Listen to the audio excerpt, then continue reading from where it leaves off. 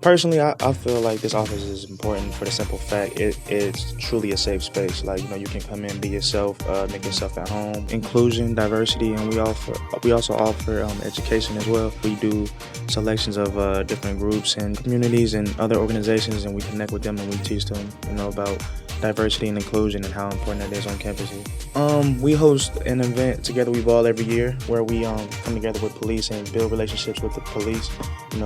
Consider everything that's going on in the country with minorities and police brutality and everything. We just want to push a new wave of excellence and actually get along with it. USG, in short, is the primary governing body for all undergraduate students. So what that means is that it's our role to advocate for the needs and views of students with the university administration. So that's whether you're living on campus or a commuter, no matter what your identity is, our job to represent you. This year, we're working on a host of different initiatives across different areas like academic success, student safety and wellness, and diversity and inclusion. We really want to take a more active role in making sure students have those resources. All of our meetings are open to the public, and we have seating for students.